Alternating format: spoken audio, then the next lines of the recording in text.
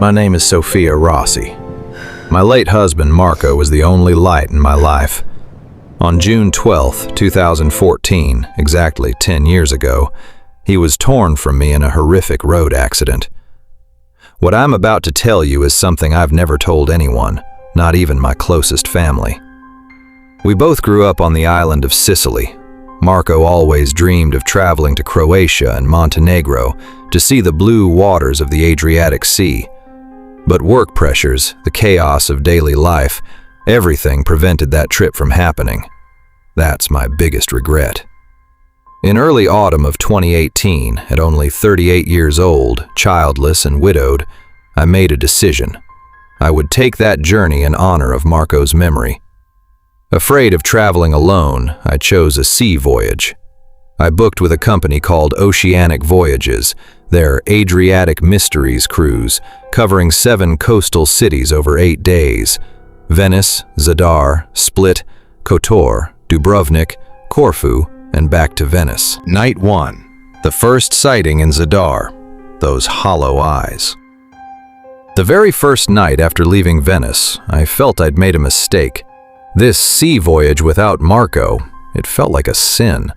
I couldn't control myself. That night, I sat alone at the open bar on deck, drinking glass after glass of Prosecco.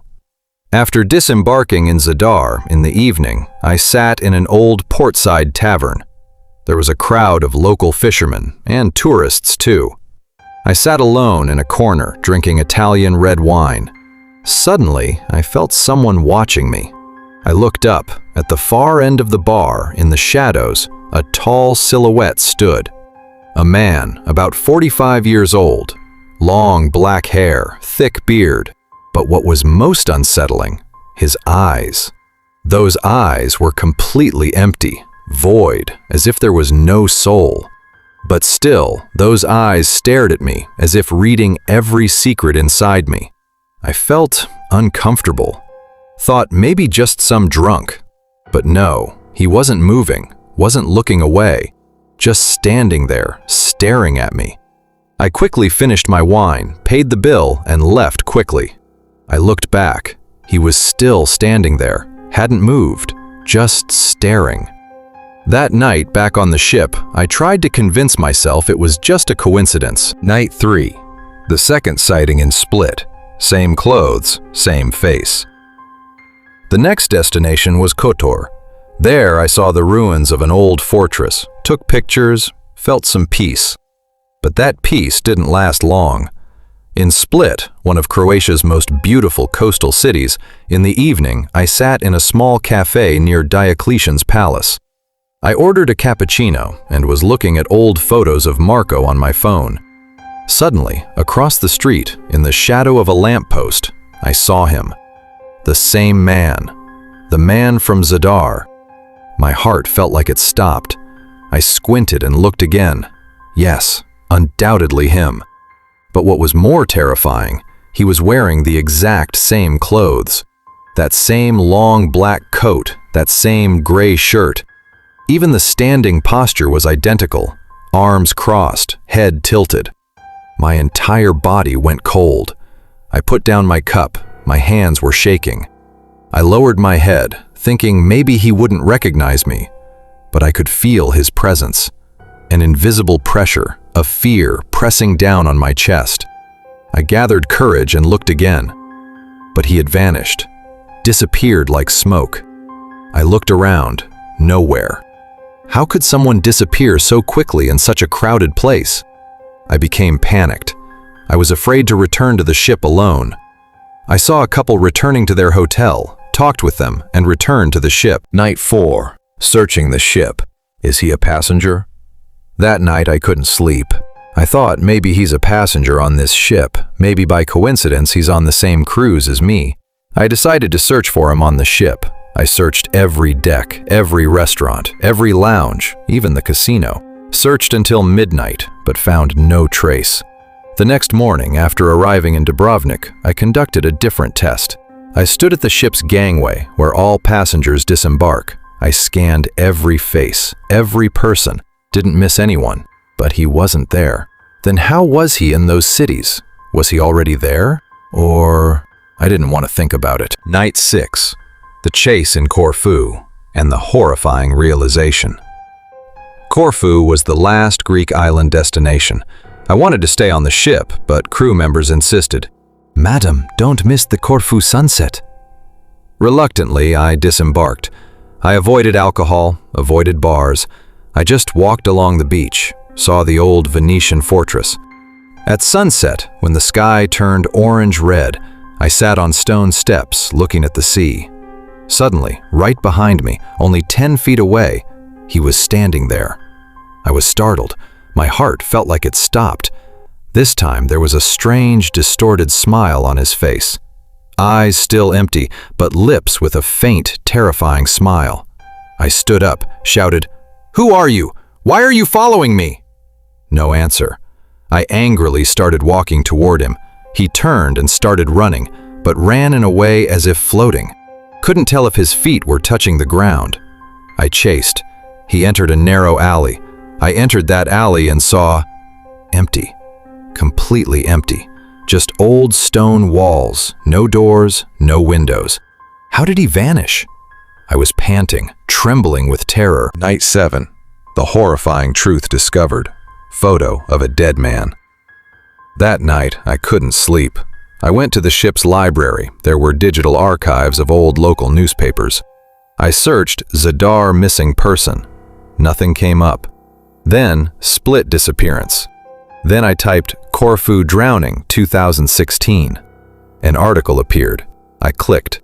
Seeing the photo, my head spun. The same man, exactly. Name, Lukas Marinovic. I read the article.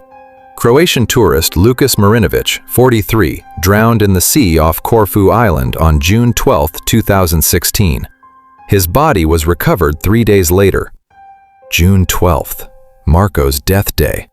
My entire body turned to ice. I stared at the screen, unable to breathe. I read more. Lukas was traveling in memory of his deceased wife. His wife Elena died in a car accident in 2014. My chest started pounding. My head was spinning. I looked again at the article's photo, those empty eyes, that melancholic face.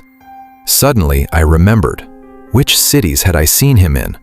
Zadar, Croatia. Split, Croatia. Corfu, Greece.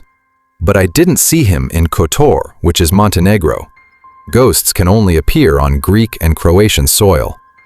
Final sighting, 1 year later. 1 year later, my niece Clara got married in Venice. I didn't want to go, but went under family pressure. The wedding reception was in an old palazzo on the Grand Canal. It was about 11 p.m. I was standing on the outside balcony looking at the canal. Suddenly, on the water in a gondola, I saw him. Standing, same clothes, same posture. But this time his hand was raised, pointing at me. The gondola moved away, disappeared into darkness. I've never returned to Italy or Greece. I moved to Spain, changed my name. But sometimes, in dreams, I see him.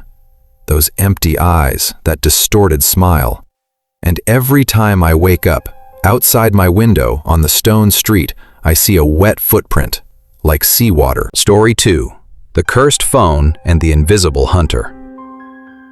My name is Caitlin Harvey. I'm a final year student at Northwestern University. My friends call me Kate. Last year, I went on a Caribbean cruise with my 3 friends, Emma, Lily, and Priya. We had all just turned 22. The goal was to escape from studies and campus drama. The cruise line was Sunset Seas. First destination, Curacao. Day 1, phone lost, and strange tracking. Long story short, all 4 of us got drunk. Sitting at a beach bar drinking rum punch after rum punch. Lily asked me to get her a mojito. I went to the bar, ordered. Lily came too. I wanted to take a selfie with drinks in hand. I took out my phone and snapped a few pictures. Just then, Emma called Lily. Lily ran off, leaving her drink. I took her drink and left my phone on the bar. When the boat left the island, I frantically searched for my phone. Gone. I remembered, left it at the bar. I started crying. Lost my phone on the first day. Then I checked Find My iPhone on my laptop. Amazingly, the phone wasn't on the island. It was showing somewhere on the ship. I went to Lost and Found. They said no one had turned in a phone. So someone took my phone and kept it. Day 2. The phone is following me. The next day, I was sitting on the front deck of the ship. I checked the phone's location on my laptop again. This time, it was almost directly above me. I looked around. Many people. Anyone could have my phone. I told my friends. Everyone was shocked, but Priya was smiling a bit. I thought she found it funny. A few hours later, we went to the arcade at the back of the ship. I checked again. Again, the phone was near me. Now I was certain. Someone was following me. Day 3. Suspecting Priya and the horrifying letter. I confronted Priya. I forcibly made her check her pockets and bag. No phone. We fought. I said some nasty things. Priya cried. The next 2 days, I didn't speak to Priya. On the 4th night, returning to my cabin, I saw an envelope slipped under the door. A handwritten letter. I started reading. Dear Caitlin, I found your phone. It was unlocked. I saw your photos. You are incredibly beautiful. I love you. I'm waiting for you. DM. My entire body went cold. Some lunatic had seen everything on my phone and knew which cabin I was staying in. I reported to security. They said they'd investigate, but nothing happened. The cruise ended. We returned. The terrifying night. Stalker at home. That night at home, I was up late. Suddenly, I thought, what if I check the phone's location now? I opened my laptop. Location loaded. Blue dot, right above my house. I screamed. My dad ran in, went outside with a shotgun, fired a shot. Someone jumped our back fence and fled. We went to the back, saw a ladder under my bedroom window. The window latch was almost cut. A few more minutes and he would have gotten inside. Police report was filed, but they couldn't catch anyone. 2 weeks later, again that envelope. Inside, a photo, me shopping at the mall. Next week, another, me at a coffee shop. I'm living in terror. I changed houses, changed numbers, but still, sometimes, I feel someone is watching me. Story 3. The Ocean Bartender and the Devil's Bargain. My name is Isabella Cardoso. I always dreamed of being a bartender on sea voyages, and a few years ago, Azure Waters Cruises hired me.